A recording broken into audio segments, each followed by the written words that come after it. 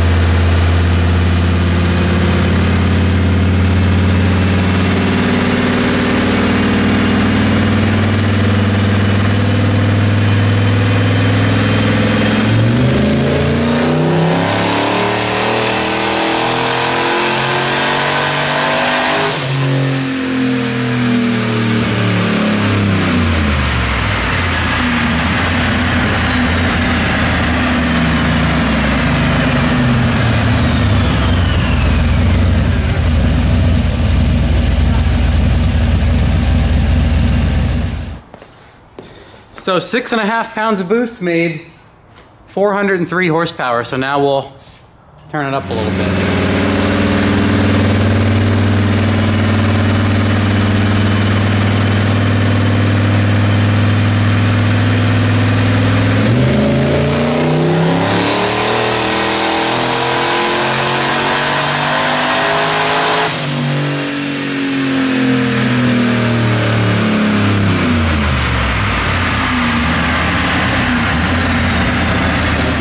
But I already looked, right after I shut the camera off, I looked at the 6-pound pull from before and the 6-pound pull now, and it picked up like 43 rear wheel at 6 pounds. Which is what I was anticipating.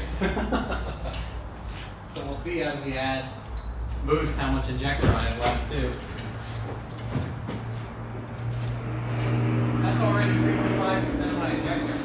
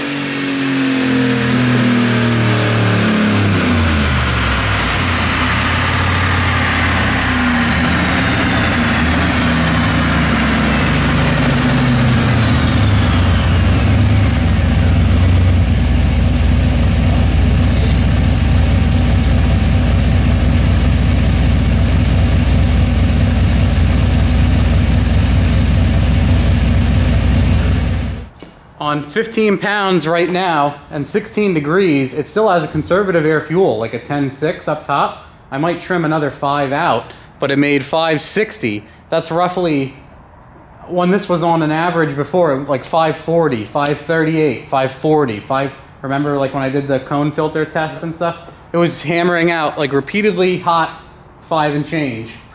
And then, so now it's picked up at least probably close to 20 horsepower. I want to take a little bit of fuel out, maybe put another degree in or out, and see if it wakes up a little bit more. It might make that 40 everywhere, so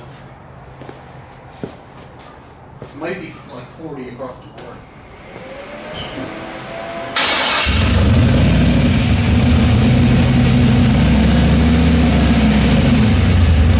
All right, a real quick recap here is it made 40 additional horsepower on 6 pounds of boost, and as I added boost, it only is adding about 22 horsepower. So I'm doing my due diligence here. I'm messing with the air, fuel, and timing, trying to make them exact and seeing if it wants to wake up a little bit, and they end up being pretty much exactly the same, so that 22 extra horsepower is the result for higher boost.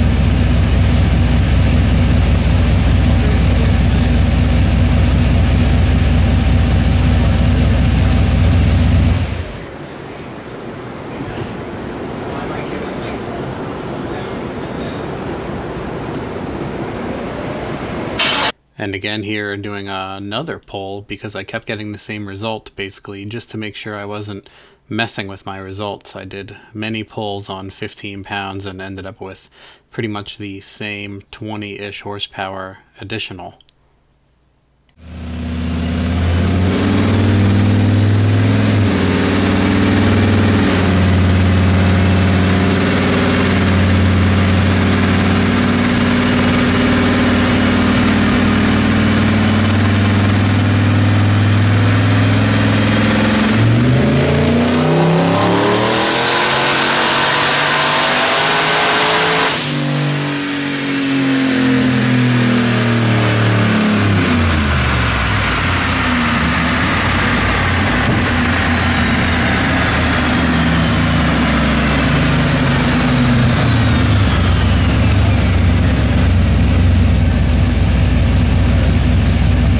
Alright, so on the 15-pound measurement where I made approximately like 540, 536, 540 all the time, it now makes approximately 560. It's closing in on that. It makes like 558 back to back. So it picked up like, you know, like 20-ish rear wheel up top, but down low it seems to pick up 40 rear wheel at lower boost.